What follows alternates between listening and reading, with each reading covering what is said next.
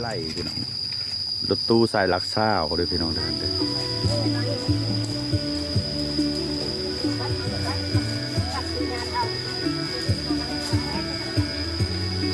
สบายดีสบายดีจอมทุกท่านเนาะ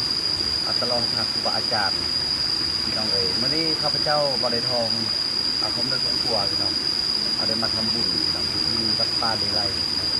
ถือว่าเป็นวัดศักดิ์สิทธิ์เดิมพี่น้องเนาะถือว่าธรรมชาติภายในวัดที่กงามพี่น้องถือว่าเป็นวัดป่าข้าพเจ้าบริทองบันทึกภาพสดมาให้พี่น้องได้เบิ่งได้ชมกันพี่น้องถือว่า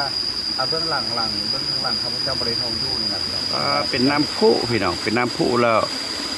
คือสิฮ้อนไปเนาะบังไหวควันออกแต่ว่าเพิ่นมีตำรา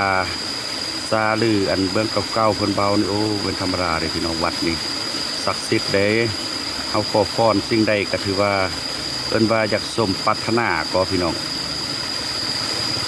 ว่าเบื้องหลังๆท่านข้าพเจ้าบริทองก็ได้มาถือว่าโมทนาอาบุญกุศลนำสร้างวัดสร้างว่าเป็นปัจจัยพี่น้องใส่ซองให้เนาะก็ถือว่าน้อยนึงแต่เป็นน้ำมุกน้ำใจพี่น้องถือว่าข้าพเจ้าบริทองนี่มาทำบุญเลยพี่น้องเลยถือว่าเป็นคนซื้อตรงนะพาพี่น้องเลาะเบิ่งในวัดเลยพี่น้องเลยถือว่าโอ้อากาศเย็นดีพี่น้องเลยว่าจิตใจสงบปลอดโปร่งดีพี่น้องต้นไม้ต้นพุดต้นไม้โอ้เป็นวัดป้านะพี่น้องพาพี่น้องเลาะเบิ่งเลยพี่น้องเลยสุดยอดเลย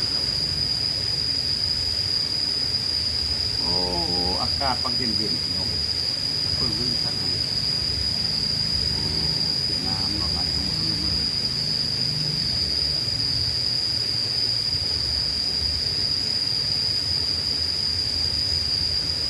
ธรรมชาติอีดีพี่น้องเป็นกระปราบคล้ายๆคือสไตล์แบบเดิมๆเลยนะพี่น้องแบบเดิมๆคือแบบเดิมๆเลยพี่น้องเบิ้งตะกร้องพี่น้องเลยพี่น้องเบิ้งไหมพี่น้องแขกคนมาท่องเที่ยววัดหลายๆพี่น้องเลย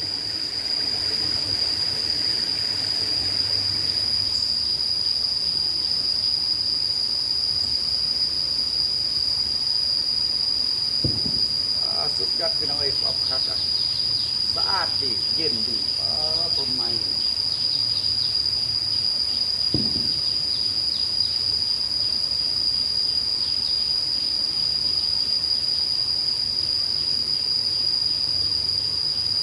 วัดป้า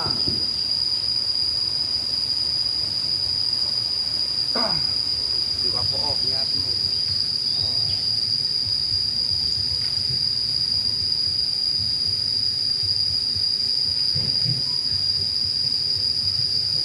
ปั้นเอาพี่น้องปั้นเอาอะไรคล้ายๆคือเดิมๆคล้ายๆคือธรรมชาติ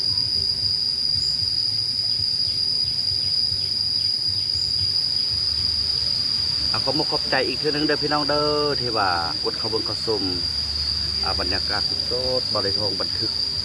ภาพอยู่ที่วัดป่าเลไลพี่น้องทางมหาสารคามถือว่าพี่น้องท่านใดพลุงไปปลาเนาะอยากมาฮอดมาถึงอยากมา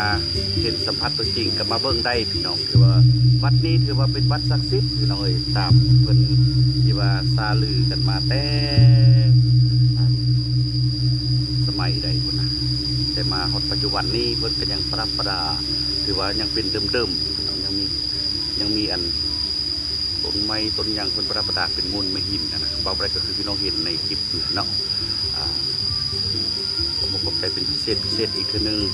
ฝากช่อง YouTube ข้าพเจ้าบริทองเด้อพี่น้องเด้อบริทองก็คิดว่าอีกบุโดนจะมีผลงานเสียงเพลงออกมาหรือพี่น้องผมฝากเด้อพี่น้องเด้อบางเทื่อก็เบิ่งตามเงื่อนไขเนาะบางเทื่อก็ยังมีนักร้องศิลปินอาจารย์อาบุโสคนมาห้องซ้อยนั่นแหละพี่น้องแต่ว่าเบิ่งตัวจริงเนาะอันนี้นะเบิ่งตามเงื่อนไขเบิ่งตามสภาพความเป็นจริงว่าเบาได้ทองพร้อมบ่เท่านั้นแหละพี่น้องขอบใจอีกร่ำรวยพี่น้องเอ้ยนอนรับพันดีเด้อ